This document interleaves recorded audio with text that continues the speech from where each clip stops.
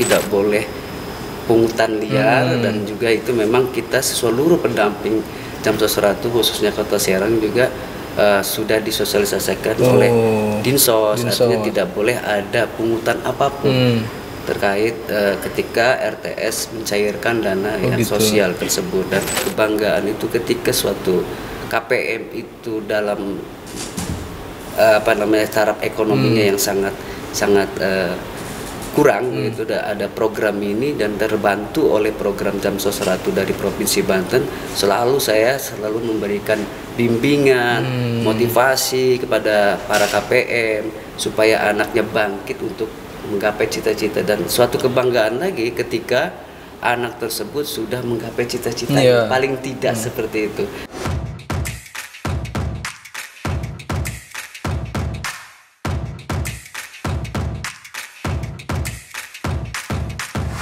Sobat Podcast Radar Banten, masih bersama saya Aditya Ramadan. Kalau beberapa tayangan sebelumnya kita ngobrolin terkait program Jam Sos Ratu milik Pemprov Banten, kita menghadirkan beberapa keluarga penerima manfaat. Sekarang kita mau ngobrol bareng dengan pendamping Jam Sos Ratu. Apa sih sebenarnya tugas pendamping Jam Sos Ratu itu sehingga bantuan yang digulirkan oleh Pemprov Banten ini sampai kepada keluarga penerima manfaat. Termasuk nanti kita ngobrolin suka duka menjadi pendamping. Di sebelah saya sudah ada Kang Dedi Faisal Nugroho. Kang Dedi ini tinggalnya di Kecamatan Taktakan, Kota Serang. Tapi beliau ini menjadi pendamping sudah beberapa tahun menangani KPM di Kelurahan Karundang dan Penancangan. Kita langsung sapa saja Kang Dedi. Assalamualaikum Kang. Waalaikumsalam warahmatullahi wabarakatuh. Sehat Kang? Alhamdulillah sehat. Alhamdulillah. Kang Dedi, siap. Rumah di Kuranji, tapi nanganin di Kelurahan Penancangan dan Kelurahan Karundang. Itu pembagiannya dulu gimana? Kalau dulu itu saya rumah tinggalnya di Kelapa Gading. Ya kalau untuk dari mekanisme untuk perekrutan pendamping sesuai domisili. Begitu saya rumah di Kelapa Gading 1 tahun, kemudian di 2016 tuh saya pindah ke Taktakan. Tapi masih dipercaya menangani Kelurahan Karundang dan Kelurahan Penancangan. Karena hampir sudah dari 2014 sampai sekarang sudah jadi bagian keluarga. Jadi saya suruh pindah ke Taktakan, sudahlah karena sudah dekat dengan Kang. Betul, beberapa KPM bilang kalau dengan pendamping itu sudah sangat dekat ya. Bukan urusan misalkan ada Jam Sos Ratu mau cair misalkan bulan ini, tapi di luar itu ternyata mereka kekeluargaannya terus Kang ya. Betul. Jadi ya saya juga pertama itu awal jadi pendamping itu kan cari-cari tahu dulu begitu ya alamatnya, karena posisi saya juga tidak tahu. Nanganin berapa KPM Kang? 205 di 2 kelurahan itu. 2 kelurahan. Berarti pertama nggak gampang Kang ya ngedata itu ya masyarakat penerima. Kita harus ke lapangan dulu Kang. Jadi kita harus ke lapangan memvalidasi data yang sudah kami cover dari pihak Dinsos, lalu kita turun ke lapangan. Ada enggak ini seumpama atas nama RTS Faujah, orangnya ada atau tidak. Terus juga ada kriteria yang mendapatkan itu kan, punya balita, hamil, ibu hamil, dan anak sekolah dari SD, SMP sampai SMA. Nah kita validasi, ketika divalidasi itu sudah tidak ada yang anak sekolah dan tidak ada kriteria, maka secara otomatis KPM itu tidak mendapatkan bantuan. Berarti otomatis dicoret ya dari daftar yang misalkan tadinya 250, ternyata setelah validasi cuman 205 dan itu yang menjadi penerima. Betul. Oh, itu dari 2014. Dari 2014. Jumlahnya masih sama sampai sekarang. Variatif sih. Ketika di 2014 itu tidak menyampai angka 200. Di 180-an. Karena bisa jadi di tahun kedua atau ketiga sudah tidak punya anak sekolah misalkan. Betul, itu sudah otomatis graduasi Kang ya.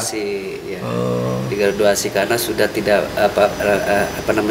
sudah tidak mendapatkan kriteria lagi gitu kira-kira. Kang, suka dukanya apa sih jadi pendamping Kang? Kalau sukanya Alhamdulillah ya, seluruh KPM yang saya dampingi itu selama dari 2014 sampai sekarang kayak sudah menjadi bagian keluarga. Jadi tugas pendamping selain pokoknya memvalidasi, mensosialisasikan program, lalu mengambil bantuan tersebut melalui non tunai tadi, buku tabungan ke BRI. Di samping itu juga saya sudah kayak menjadi bagian keluarga daripada mereka. Jadi kalau ada apa-apa itu pasti ngontak Kang Dedi ya? Betul, iya. Jadi kayak bagian keluarga lah, kayak jadi ada suatu chemistry. Jadi ketika ibu itu mau digraduasi juga saya juga merasa berat sebenarnya. Terenyuh ya. Iya. Berarti ini sudah berhasil. Satu sisi program ini udah berhasil. Betul, membantu berhasil. Satu sisi berarti kan nyari lagi misalkan keluarga yang ternyata ada loh penerima yang harus menerima program ini. Betul, gitu ya. Kang pernah diajak bacakan kayak gitu pernah nggak? Atau misalkan habis cair nih ya kan dibawain apalah gitu oleh-oleh gitu. Ya kalau hal-hal yang sifatnya di luar dari kerjaan memang saya sendiri pun secara pribadi begitu ya. Artinya mengumpulkan ibu-ibu ketika sosialisasi sambil ya lah kadarnya bacakan, dan saya juga mengeluarkan kos sendiri. Yang penting ada suatu kebersamaan, menunya juga paling menu tempe, ya sayur asap dan sederhana sekali, dan itu menjadi suatu erat silaturahmi dengan saya pendamping khususnya dengan para KPM, dan sehingga ada suatu kedekatan yang punya chemistry seperti itu. Jadi saya juga merasa bagian daripada mereka gitu. Kang, pemerintah pusat tuh kan sejak dulu banyak ya program-program bantuan sosial. Kadang ada aja permasalahan itu ketidakberesan misalkan di pendamping atau apapun itulah namanya, terkait itu mungkin potongan dan segala macam. Kang Dedi menjaga ya agar tidak misalkan dicederai dengan hal-hal kayak gitu ya Kang ya. Iya. Jadi memang ya itu suatu problema ya. Artinya memang di samping juga kita ada catatan-catatan khusus, tidak boleh pungutan liar, dan juga itu memang kita seluruh pendamping Jamsos Ratu khususnya Kota Serang juga sudah disosialisasikan oleh Dinsos. Artinya tidak boleh ada pungutan apapun terkait ketika RTS mencairkan dana yang sosial tersebut. Dan alhamdulillah kami juga berkomitmen dengan para pendamping khususnya Kota Serang tidak ada pungutan apapun, dan mereka RTS merasa atau KPM merasa senang mendapatkan bantuan tersebut. Karena saya juga banyak terima kasih nih kepada Bapak Gubernur dan Wakil Gubernur Banten yang sudah memberikan bantuan sosial untuk para KPM yang prasejahtera, bisa membantu meningkatkan kebutuhan taraf hidup dasar dengan membantu untuk pendidikan anaknya. Kang, sekian tahun mendampingi KPM menerima Jamsos Ratu. Menurut Kakang program ini tuh sebenarnya dirasakan tidak sih manfaatnya bagi mereka yang memang sangat ketika butuh kemudian ada bantuan ini gitu? Oh jelas, memang sangat-sangat dirasakan manfaatnya luar biasa ya, karena memang membantu para KPM yang tadinya tidak mendapatkan perhatian sebelum mendapatkan Jamsos Ratu. Alhamdulillah sudah tercover. Banyak yang ditangani Kang Dedi yang tadinya misalkan anak dari Jamsos Ratu ini berhasil usahanya kemudian maju untuk membiayai modal usaha, atau anaknya jadi sarjana. Salah satunya pernah nih dibahas di podcast Radar Banten itu ini Kang Dedi ya, dampingan Kang Dedi ya? Ya, jadi salah satu manfaatnya Kang, artinya ketika sebelum mendapatkan program Jamsos Ratu dari pihak Provinsi Banten, ada yang keluarganya putus sekolah. Oh gitu. Iya. Lalu kita coba kasih pendekatan khusus dengan calon penerima, dan saya kasih motivasi supaya anaknya harus bersekolah, dan alhamdulillah tuh sampai sekarang dia tetap melanjutkan sekolah. Dan ada juga memang yang yang saya bina itu khususnya yang di Karundang itu, yang kemarin itu ya podcast dengan Kakang ya, itu sampai berhasil, dan itu merupakan suatu binaan yang saya tidak kurang-kurang saya selalu motivasi bahwa kemiskinan itu tidak tidak membuat suatu hambatan untuk meraih cita-cita mereka. Dan alhamdulillah KPM Ibu Fauja yang di Karundang itu sampai selesai anaknya di perguruan tinggi dan berprestasi, mendapatkan beasiswa dari Untirta dan sekarang sudah lulus dengan nilai IPK-nya yang sangat luar biasa, 3, hampir 57 gitu. Dan saya itu kebanggaan tuh bagi saya. Kalau keluarga kan tentu sudah sangat bangga, sudah barang tentu ya. Nah, kalau Kang Dedi sendiri merasakan kebanggaannya itu sendiri gimana sih?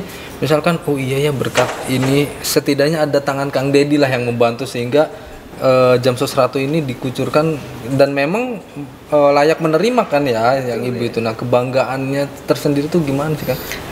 Kebanggaannya buat saya secara pribadi sih ya, satu, saya mengenal ternyata dalam kehidupan ini masih ada gitu ya yang di bawah daripada saya, dan itu bentuk rasa syukur saya.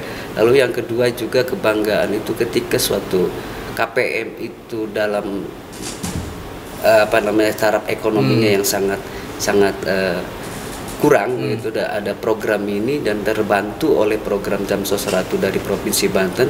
Saya selalu memberikan bimbingan, motivasi kepada para KPM supaya anaknya bangkit untuk menggapai cita-cita, dan suatu kebanggaan lagi ketika anak tersebut sudah menggapai cita-cita paling tidak seperti itu. Dan mudah-mudahan ketika nanti anak yang sudah lulus sampai perguruan tinggi dan dia bekerja akhirnya bisa membantu keluarganya, itu menjadi suatu kebanggaan lah. Meskipun memang program itu dari pemerintah Provinsi Banten, karena di lapangan kan pendampingnya selalu memberikan motivasi, semangat itu. Kang, kalau perhatian pemerintah sendiri sama pendamping gimana Kang? Ini kita lagi ngobrol ini. Mudah-mudahan ya ada Bapak Gubernur yang menyaksikan tayangan ini, Pak Wagub, bisa sedikit mendengarkan lah keluh kesah. Tadi kan sukanya udah nih Kang, sukanya. Nah ini kesahnya nih apa nih? Misalkan, harus begini dong, gitu kan nggak apa-apa juga dong, karena di lapangan yang berjibaku dengan para penerima manfaat itu kan orang-orang seperti Kang Dedi ini. Iya betul. Dukanya sih memang kalau di lapangan ya. Kalau di lapangan itu kan kita ketika kontrak kerja sebagai pendamping itu purna waktu. Per berapa ini? Setiap tahun. Setiap tahun kita dievaluasi, tes lagi, kalau berhasil ya melanjutkan sekali lagi. Jadi dukanya itu kadang ya ketika karena perjanjian purna waktu, ketika ada harus validasi ke lapangan, mau tidak mau kadang kepanasan, kehujanan dan segala macam. Dan itu memang sudah menjadi bagian tugas daripada pendamping, dan saya tetap menjalani itu karena memang ini adalah tugas mulia. Adapun perhatian dari Provinsi Banten selama saya menjadi pendamping Jamsos 100 ya alhamdulillah lah. Alhamdulillah diperhatikan oleh Provinsi Banten, terutama Dinsos, dan ya mudah-mudahan kedepannya sih Dinsos juga ditingkatkan lagi kira-kira. Ini bukan masalah soal nominal atau apa ya kayak, tapi mudah-mudahan kan banyak ya tingkat perhatian, peningkatan perhatian itu bukan urusan itu aja, mungkin ada hal lain apa gitu. Misalkan kontraknya jangan setahun dong, per 3 tahun kan. Betul nggak Kang? Jadi kan nggak usah lagi setiap tahun nih saya ini lolos nggak jadi pendamping. Betul ya Kang? Itu kan merupakan suatu harapan yang bagus kan kayak gitu. Setuju nggak kalau kayak gitu tuh Kang? Setuju. Harapannya sih memang harus seperti itu kan. Karena memang kita juga punya keluarga, harus ada yang dinafkahin. Mudah-mudahan pemerintah ya termasuk kontrak itu jangan setiap tahun. Itu dia. Jadi 3 tahun sekali, biar evaluasinya juga di 3 tahun sekali. Dan ketika ini setelah pencairan ini kan pendamping membuat suatu laporan pencairan. Nah itu kan tugas kita juga untuk melaporkan.